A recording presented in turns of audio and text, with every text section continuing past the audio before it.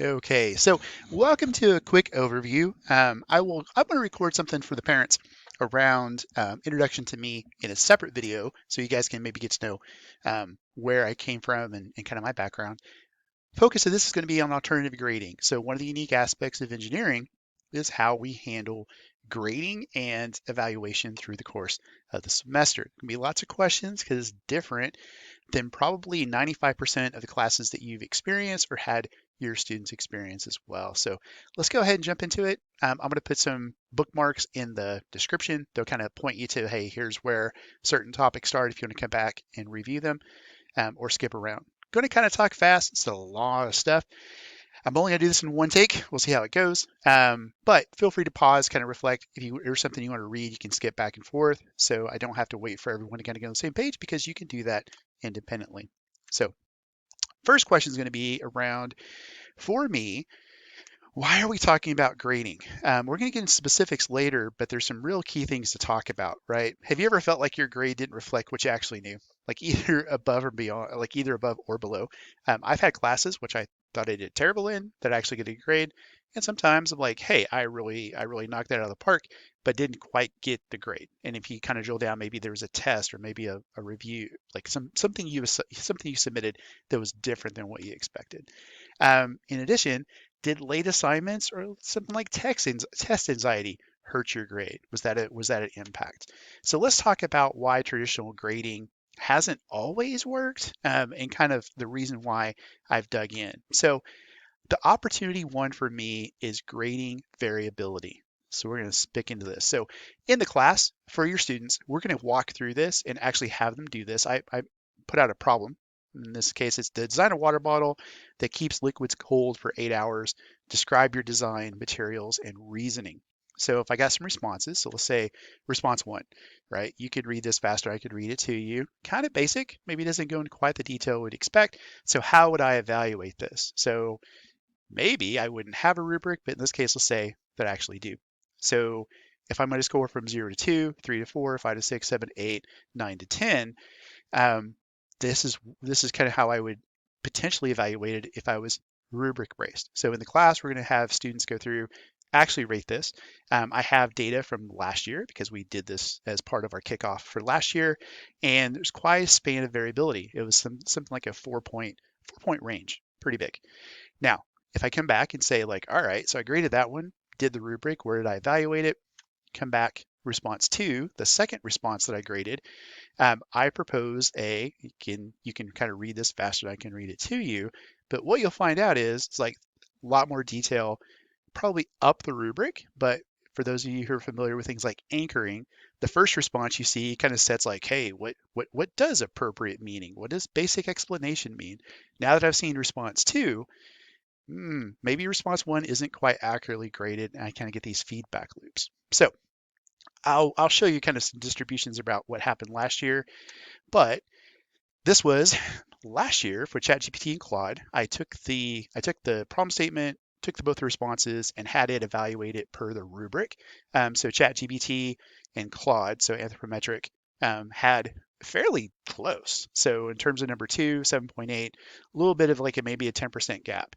But for me, I would have anchored response one, and this is just what I honestly ranked it. I rated it a 3 because I think in some cases you see things are missing. You're like, well, this isn't quite what I'm looking for, so I'm going to go down. And then I was so happy with response two relative to response one that I was like, woo, 9, right? When in this case, it probably fit more in 7.8. So the ranges for the students was quite high, and we'll go into some other examples. So but hey, students in the classroom, maybe you don't have an education degree, so how can you expect people to maybe some variation? So I wanted to give you a real world example. So don't worry, you are not alone. So in a study of grading variation, this was conducted by Stark and Elliott. So it's focused on a high school English paper, right? In fact, two. There's two versions of it, so they try to replicate the results. And so they're trying to evaluate what about reliability and variation in grading. So they used two papers. Those two papers were graded by multiple groups of teachers. So I think they had like 140 folks in that subset. So All right, so what was the rubric? So let's talk about it. You saw the very simple rubric we used for our evaluation purposes. This was the rubric for these guys, but in fact, I'm not quite all of it. Another section of it, not quite all of it.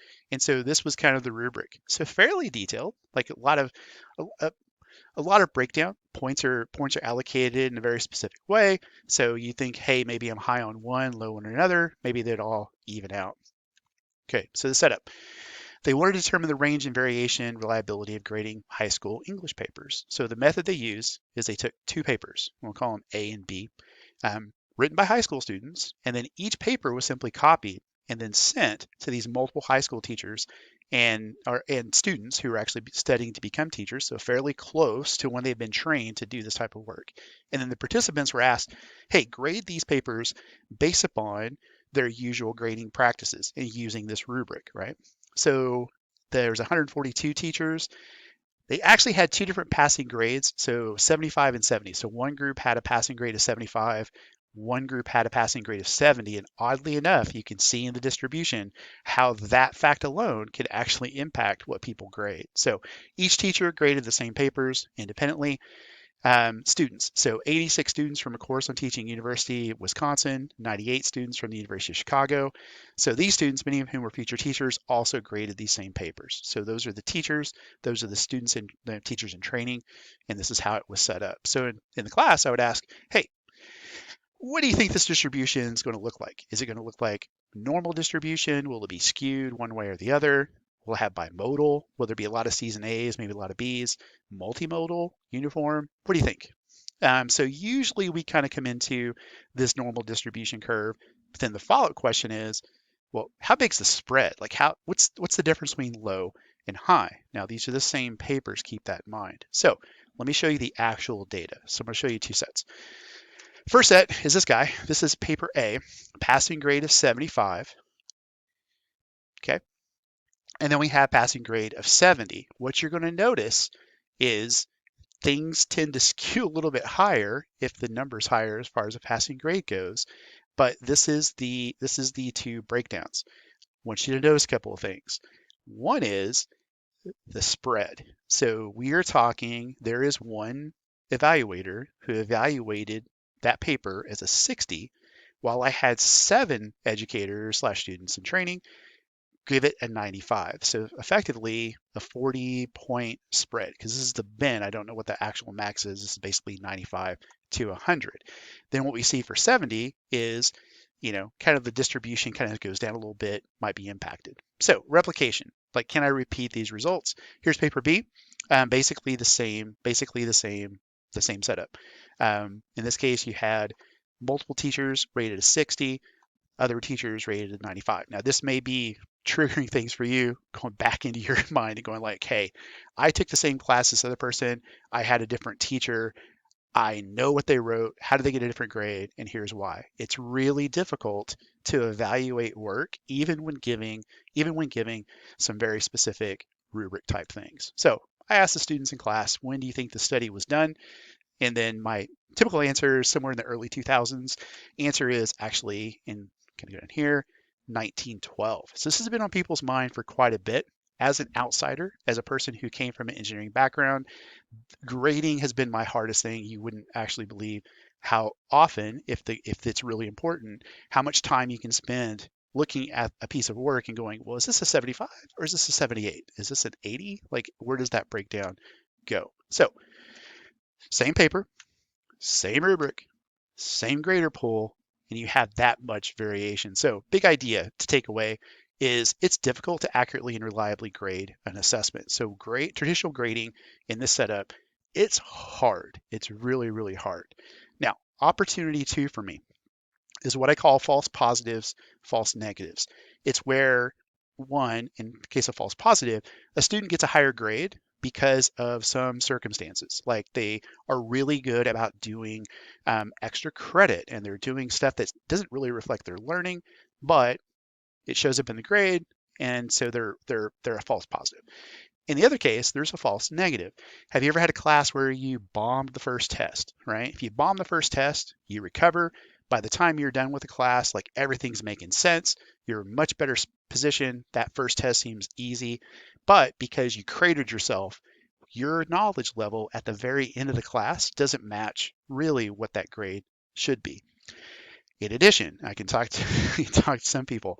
If you have issues with being late with stuff, and or constantly getting penalized for being late, even though your lateness is the thing that's causing the negative impact, what we're trying to do is represent your knowledge level of the coursework. So this is what I call a false negative, where a student knows more than what their grade reflects. Also, there's false positives, where their grade doesn't necessarily reflect what they actually know. Okay, so I went through this.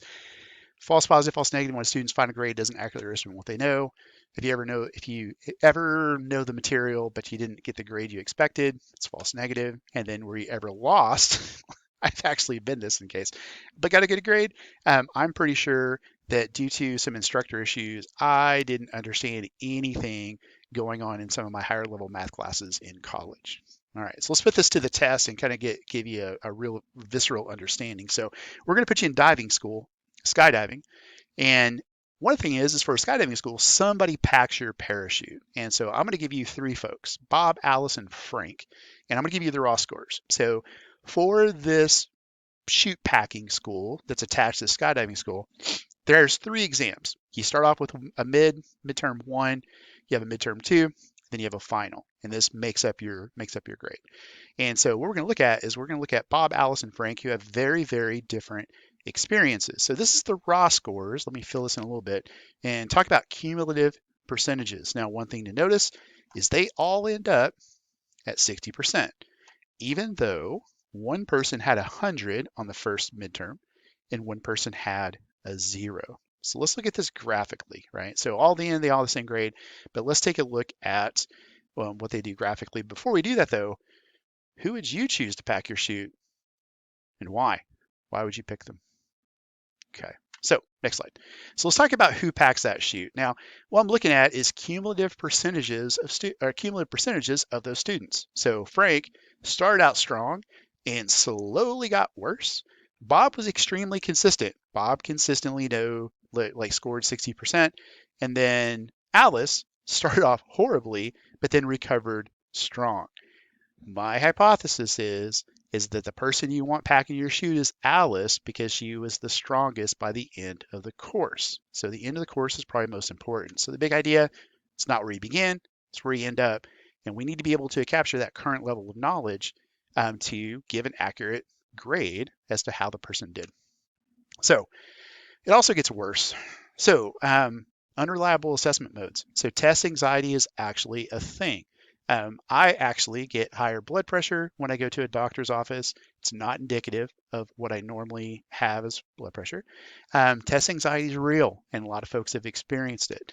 In addition, you can lose points for things not even related to class content. So if you're late for an assignment, you get docked points.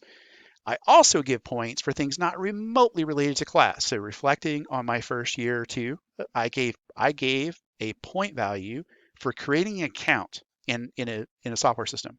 I gave credit for a t-shirt size, if you returned your plagiarism agreement, so on and so forth. So it's just a sample. There are a lot of stuff that's in the class that has nothing really to do with the content. It's just stuff that we have to attach points to in order to get kind of the result, right? If you don't have a point value with it, people won't turn in the plagiarism agreement, those kind of things. So I'm going to measure that differently. I can get the same stuff back in, but I'm not going to have points in the gradebook for that. List goes on, okay? But there is hope, and this is where my proposal and what we've been doing, I think helps. So we've changed. So if you're coming from last year, this is actually different for a couple of reasons.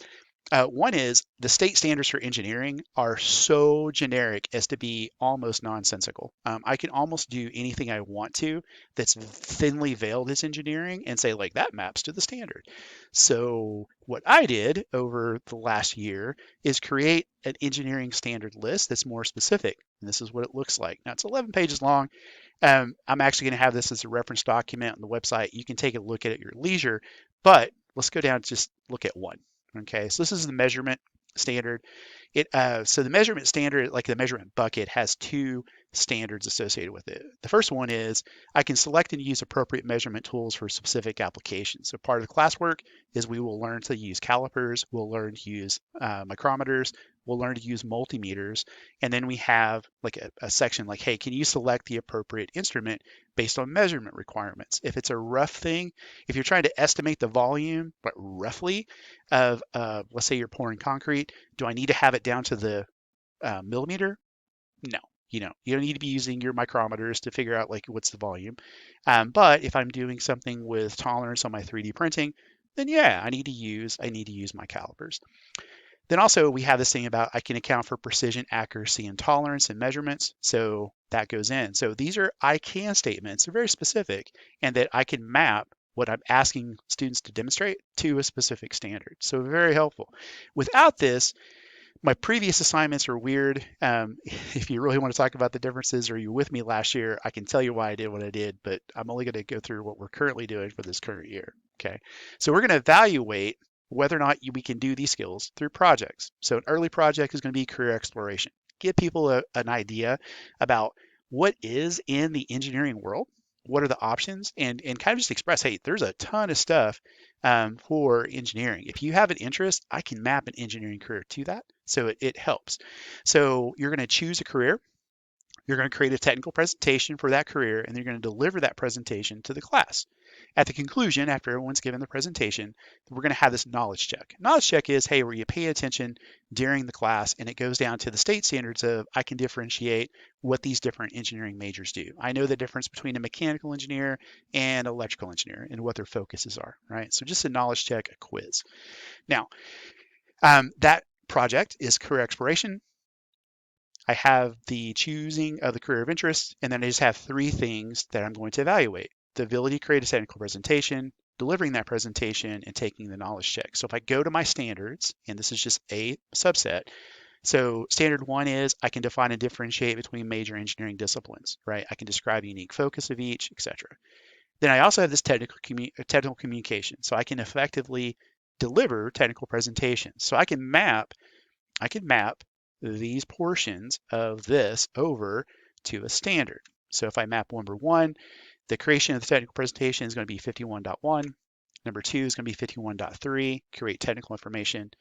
And then number three is going to be, I'm going to take a knowledge check, and then I can describe the unique focus. So if I have a quiz, I can tell you what each of these engineering disciplines do. Now, how does this all break out? We'll talk about scoring later, but this is what you're going to get points for, or you're going to get points missing, but it's going to be a very specific skill set. Now, in Canvas, for those who are Canvas veterans, this is the way we're going to set this thing up, and it's going to look a little bit different. So in Canvas, in the past, I've done a bunch of different stuff. Last year, I just had what people were going to get scored on, and it contained all the information. In order to be more specific, what we're going to do is we're basically going to have a project. Every project is going to be a module. And a module, it's a block, and then you can hit more detail, right? You can hit the down arrow, will show the detail, hit the arrow back up, it'll go. So my canvas is just going to be project, project, project, and the most recent project is going to be at the top of the list for that semester. So each canvas is a project. Okay, now underneath that, in the very first row is going to be a page, and the page is going to have all that stuff that goes with career exploration project. It's going to have instructional videos, reference documents. It's going to have all the information relative to them completing their particular assignments for that. Okay, so that's going to sit there. And then down below that is going to be kind of two sets. So the project is going to be broken down into milestones. Milestone is just going to be, hey, we need to collect evidence of whether or not you're demonstrating the skills. And then each milestone is going to have you, turn in something or complete something. So in this case, you have two of them, right? We have one up here, which is this career presentation. So you need to basically, you're going to get evaluated once you completed it. I'm going to submit my technical presentation, then execute it, and then that's what I'm going to get evaluated on. Milestone number two is that knowledge check. Other projects can be broken out like, hey, we're going to design a robot. So step one is we're going to define the problem statement and talk about all the different constraints. Milestone number two could be around developing concepts. So develop 3 concept sketches, do a decision matrix, select one of those designs, and write a justification statement. That could be milestone number two. So we're going to break these down into steps. Now, okay, so this is where it gets a little complicated. The project thing is just going to be simply information. The milestones are going to be 0 points, but that's going to be where the thing is submitted to. It's going to be, hey, that's where I'm going to collect the career presentation. I'm going to pull in a report. Anything that you turn in. It could also be physical. So if you have a place, let's say you built a prototype, delivering that would be that deliverable. It just knows, hey, on this date, I need this evidence of this thing that you've been working on.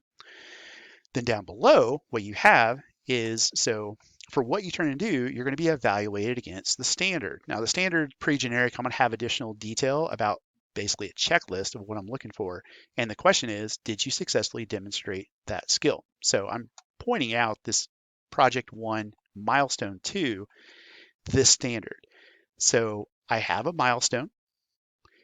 I evaluate it using the appropriate standard. And then I'm going to delineate those by saying project 1, milestone 1, and then the standard, and then a brief description of what that standard does. So in this case, so let's say we have the technical presentation, the student does amazingly well. It's the best presentation ever. Then they go down to actually present it. They get stage fright, can't speak a word, and run out of the room. Well, they could actually get credit for the organization of the technical presentation. And then when we get to the presentation part, that's an opportunity for improvement. And then we would work on revisiting that to where they can demonstrate that skill. More about that in a bit. Okay. So think about that. If you have questions, email me. Okay. Now, Canvas is my world. That's where I'm creating stuff, I'm collecting information, I'm grading it. Now, Synergy is a completely different system for me. In the Higley High School system, there is 2 worlds. Some teachers start in Canvas, everything's in Canvas, and only when I hit sync does it go to Synergy. Other teachers I live in Synergy 100% of the time, and then I'm basically living there for my grading system. So depending on which teacher you're into, there's 2 different flavors. I'm in the Canvas boat. So the only thing, and I'm going to say only assignments linked to a standard will sync. Let me pull this in here. So that project thing, that's not going to sync. The milestone, not going to sync. What you're going to see in Synergy are these. Now, it's good and bad, right? So Synergy B remains clean because it's like, hey, it's 0-1 for, we'll talk about that in a second. It's a score for that particular evaluation. So if you haven't, we would like you to become an observer if you're a parent or guardian, because if you're in Synergy, you'll see these checked marked things. If you're in Canvas, you'll see all of it. And then if you have specific questions on like, hey, this technical presentation, like what are you actually doing? Well, then you would look up at the project overview and you'd have everything that you needed for that. And then for milestone 1, you would be saying, hey, what's the ask for that thing that's going to be delivered? So again, this is what you're going to see in Synergy. All of it will be visible in Canvas, so I highly recommend, because in Parent View you're going to see Synergy, would like you to get observer status for Synergy. Okay. Now I'm going to sync every Friday at 2 p.m. So that's the goal. In the past, I've tried to give a little bit of a tail for people to get stuff turned in case they didn't get it turned in right. This season, we're just going to do Friday, 2 p.m. Right, wrong, or indifferent. But I'll tell you, I have some adjustments for some things you'll see here in a bit. So don't freak out too much, but that's the expectation. If there's something that shows up at Friday at 2 p.m. that was unexpected, then we probably need to talk about it. Okay. So for each of these, now I just borrowed the standard from last year. I'm probably going to clarify this a little bit, but for your technical presentation, this is what I'm checking off, right? So did they have the career title and category? Did they have a brief 2 to 3 sentence summary with the career? Again, you guys can read faster than I can read to you. So this is my checklist. So what you want to notice is nothing, any individual item is extremely complicated. It's a matter of, are we following the checklist? Are we knocking these things off? And so that's the gap sometimes when we turn something in. It's like, well, I didn't know that was a part of the assignment. It's like, well, you got to read the checklist, right? Okay. Now, this is going to be the part that freaks people out the most because it's probably different than what you've seen in the past. All the assignments are going to be scored a 1 or a 0. You either get all the credit or you get no credit. Okay, let that sink in for a second. All right, so now 0 to 1 scale. So why? Well, first let's talk about the gap. So everywhere else in life, you learn something, you get some feedback, and you improve. Think like a driving test. If you failed your first driving test, if you failed your second driving test, but then passed your third one, your license doesn't have anything that says, hey, they had to take this thing twice. You might be concerned about their driving ability. It's just they get the test. Job performance. For those who are in the workforce, you continuously give feedback, and your current job performance is kind of prime. That's the thing in the focus. If you started off, you're a little bit behind underwater, but then strongly recovered, your job performance is ranked on like, hey, how are you performing right now? Kindergarten, you start off like, can I count 0 to 10? No, right? So then I can do it with some prompting.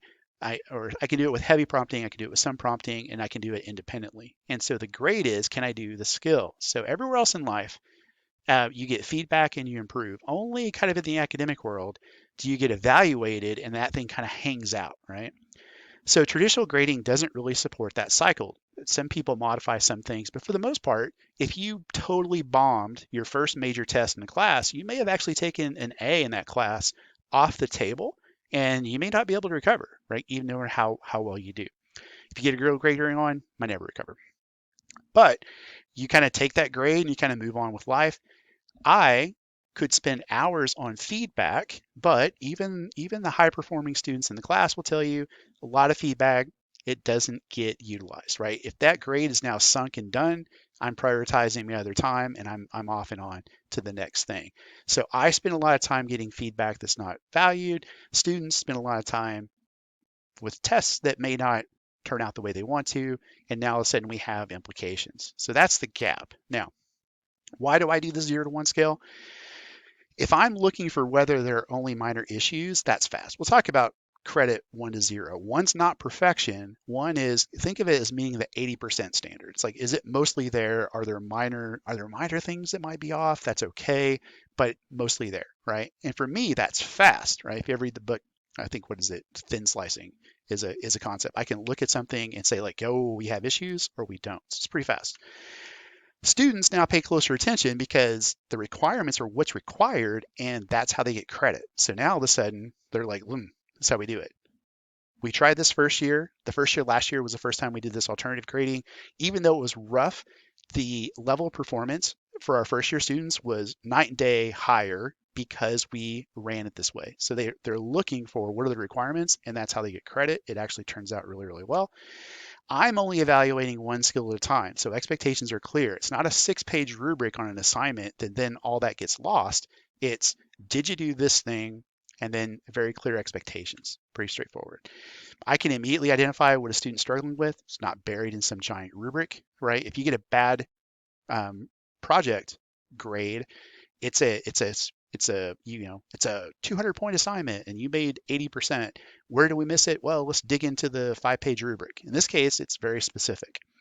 So feedback now has purpose. If you don't get the point, then the path for you earning credit is the feedback. So now the feedback gets paid attention to. And honestly, and this is a really philosophical question, for engineering, I would rather a student master 70% of the content. So they got full credit for 70% and completely bombed and didn't really get any of the knowledge for the 30%, over scoring 70% for everything and actually they didn't really know it. You kind of went along, right? So in this case, if they're giving credit for it, it means they've actually performed the skill, not at some degraded rate. Okay, so how to score a 1. So complete assignment to the standard. Again, standard is not perfection. In fact, if what I've seen is like, well, okay, not to whatever, but juniors in the class like are really structured to a larger extent than potentially freshmen. And so they're very organized and they actually do really, really well because they understand like, hey, if I do the checklist, I'm good. Okay. Only meets expectations or above earns a 1. All of the results in 0. So I'm going to build this out a little bit. This is the rubric. So the first thing is does your work show understanding? If the answer is yes, it kind of goes in 2 buckets. Is it complete? So excellent is everything meets expectations. Ideas are clearly explained. I could actually use this as a class example. That's going to be the feedback that I give you. If your work is clearly explained, not quite. It meets expectations, so it shows understanding. You know how to do the skill. We do have some minor revisions, but there's no major gaps, no extra teaching required. So only meets expectations and above are going to get this score of a 1. Now, if we didn't up here above, did you show understanding of the concepts? There's kind of 2 versions of this. The first is progressive. So we have some understanding of the gaps, needs more work, review, and or explanations. So in Canvas, you would have gotten feedback that says, hey, hey, good try. Here's where we need to close these gaps, and we start instituting a loop. We'll get to how that gets done before. But there's another thing. It's, hey, I didn't turn in anything, or the thing that I turned in was completely off the mark. So in this case, it would be they submitted the wrong blank document, they submitted the wrong assignment, they just didn't submit it. In either case, it's a 0, but the way that you're going to be able to ascertain which one it is if it's like, hey, they need to improve, it's going to be a 0 with feedback. If it's over in this space, it's going to be marked as missing. So in Canvas, I'm going to show this as a missing assignment if we're just so far off. It means that basically they threw something together at the last second, or they just didn't turn something in. So that's the way you're going to kind of understand. Again, in hindsight or in summary, if it's not turned in, it's going to be 0 and missing. If hey, we have some stuff we need to close, it's going to be a 0 with feedback. This is going to be a 1 with feedback, and then this is just going to be 1 that says, hey, this could be a class example. Good job. Okay, so how to score 0? Show major gaps or be late. Now, let that sink in. Folks who are late, regardless of whether or not their work could be the class example, if it's late, it goes in as a 0. Okay, now why is this? Well, last year I had kind of a really lax, you can turn it in, like when I get it, I'll grade it. And in reflection, it really encouraged the wrong habits. Okay, so, oh man, being late consistently, it's not a habit you want to build now. Being late in your career field is a recipe to get coached, get a demotion, or outright get let go if you're just consistently late. So I'm going to give due dates based upon what I think you should hit. So if I'm saying, hey, this assignment's due, it's going to be due on Tuesday. Like that's when I really expect it. Now here, honestly, it's hard to grade or consistently grade depending on how things work out. So what I'm going to do is what I can commit to is I'm going to have Friday at 2 p.m. That's going to be the drop dead date, regardless of when it is during the week. So if I said, hey, you should probably be done by Tuesday, that gives you the expectation like, hey, you need to be done with that part and move on to the next. But if you've submitted by Friday at 2 p.m., we're good to go. At 2 p.m. on Friday, it's going to be marked missing and giving a 0, right? If it's submitted after that. So Friday at 2 p.m., I'm going to start going through. If I've received the submission, then I'll actually talk about this second. Then we're going to say, hey, yeah, we're good to go. And if it's not, it's going to be a 0. Now, how does this play? That's the use of tokens. Now, for folks who have heard about tokens last year, they were existing, but not leveraged in a very structured way. And that's going to be fixed this year. So tokens are basically a way to get a reassessment without penalty. So tokens are going to allow you to extend a deadline. Let's say I missed the deadline, I need additional time. Then I'm going to use a token. If I have an assignment that I didn't quite hit the mark on, then I need to have it reassessed. So tokens are unlimited but controlled. And so it's kind of, you'll see here in a second. So tokens are unlimited. You can only spend 1 token per week. If you don't spend it, you lose it. For some reason, I had a subpopulation of students who are like, I must save the tokens because I might need them later, so they wouldn't use them. And then I had folks who were just like delaying stuff into the year.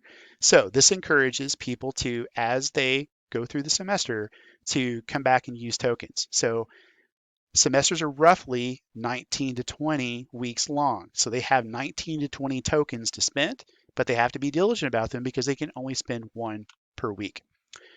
Each time you spend a token, we're also going to add something because I need to add a little bit of friction in the system because some people are like, well, I could just use a token. It's like, well, now I'm going to make you fill out a form.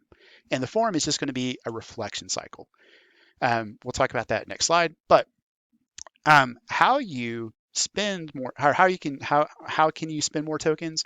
I will give people a caveat. If they want to spend time, if they want to put skin in the game, if they want to come in for tutoring, then we can work on it. Like if, hey, like you're really behind, I need to use another token, come in for office hours, and then that can earn you additional tokens, but there has to be effort on your part. In addition, there'll be times during the year we have volunteer opportunities. If you help me out, I will spend some extra time doing some reassessments. So the volunteer opportunities will be a way to do that as well.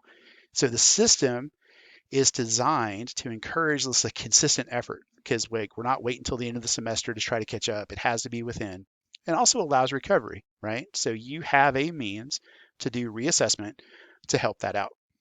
Okay, this is going to be the reflection form. What it drives is, hey, something happened.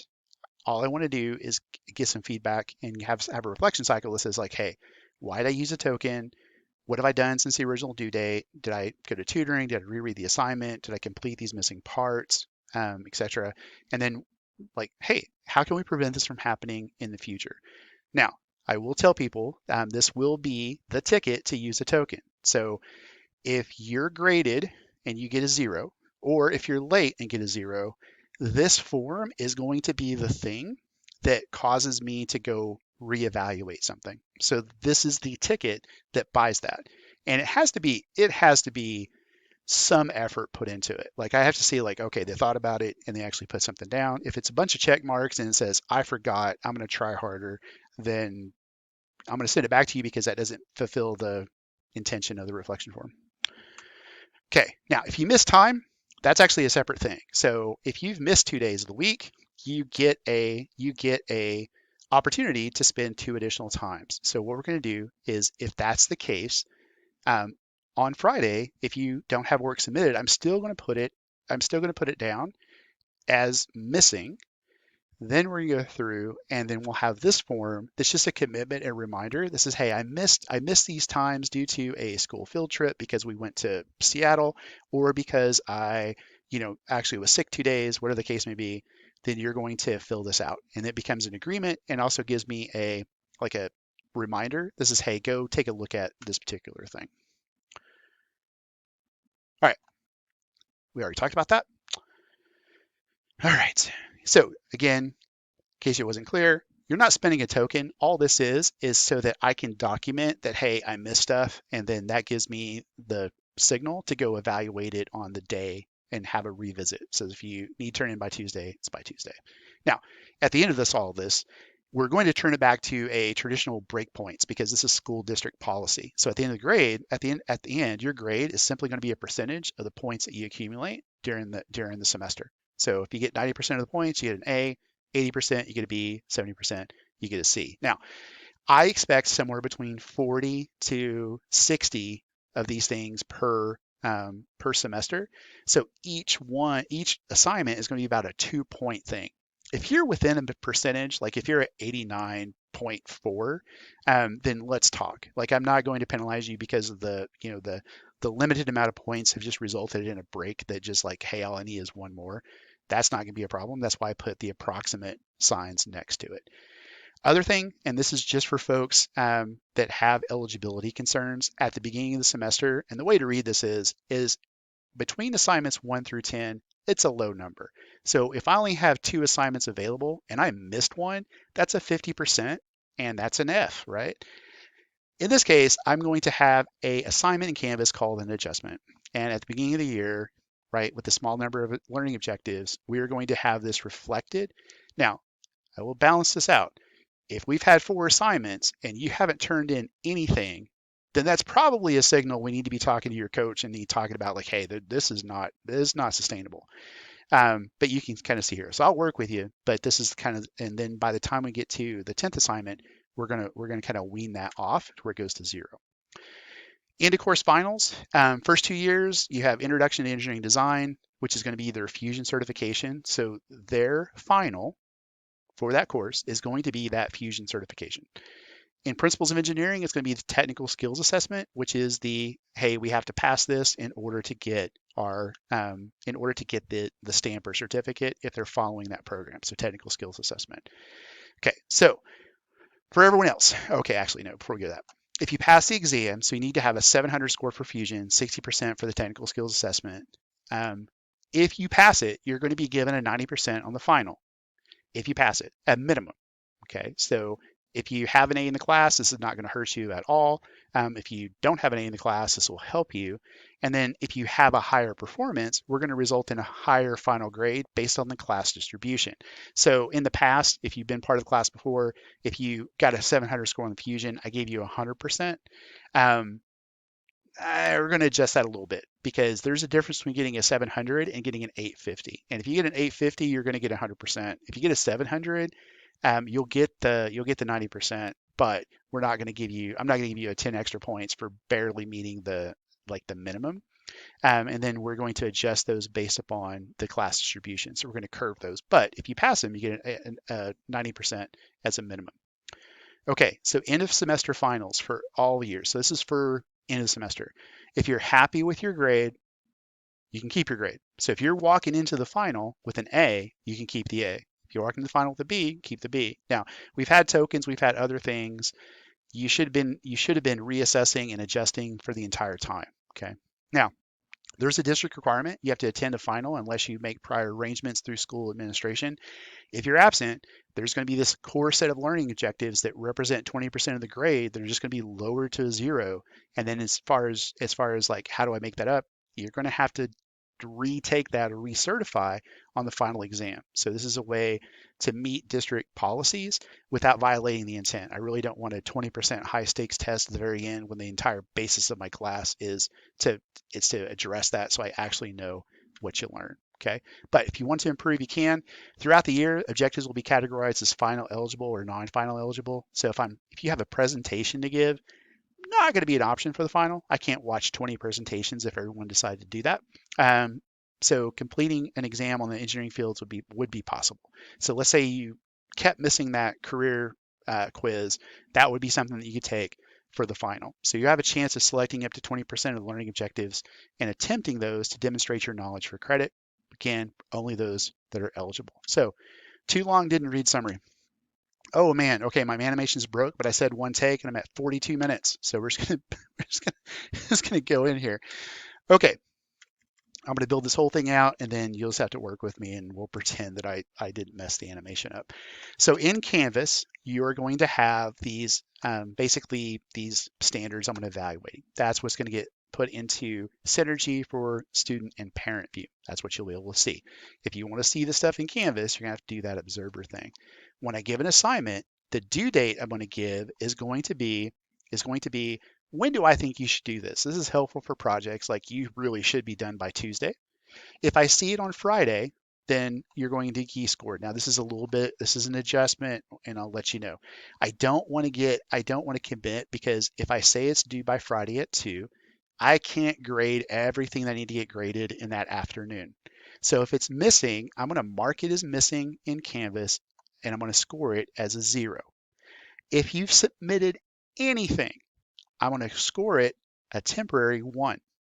That way, you're not having a detriment because at the end of the week, um, how do I handle this? This is what I'm going to do. Score it as temporary 1. Then by Monday, I'm going to actually have it graded and you're going to get your actual score of 0 or 1. So if we're reporting grades for academic eligibility, if folks are looking at, hey, how's my student doing? Then Friday by 2 o'clock, you're going to have a pretty accurate representation, fairly. Those things that are carried over, graded by Monday. So Friday will give you a rough estimate of how things are going. By Monday, you're going to have like, okay, that's the actual grade. And then the students need to use tokens as necessary to get reassessments or a time extension to get that score, right? So the tokens are adjusting that. Again, I messed up my animations last 2 ones. So summary, your grade reflects what you know. So early mistakes don't define your final grade. You earn credit by meeting these clear expectations. So 0 or 1. So 1 means, yeah, you hit it. 0, not quite. Work on it. can always improve. So you can use tokens to revise and resubmit work. Feedback shows your path to mastery. Tokens give you flexibility, but it has to have some structure, right? Late work and misassignments aren't dead ends. So just because you have a 0, it's a placeholder. Show what you learn, then we can adjust it, and then it helps confirm what you know or let you improve. So required by the district, you'll have the chance to raise your grade by recertifying on the finals. So in class, I'm gonna open it to questions for parents who happen to be watching this at home. I know it's a lot. They're really about a month into it is probably when you'd be like, okay, I kind of get what you're doing, but I am open to any questions or concerns you might have. So please feel free to contact me. All right. Thank you so much. If you made it this far, that's awesome. Thank you so much.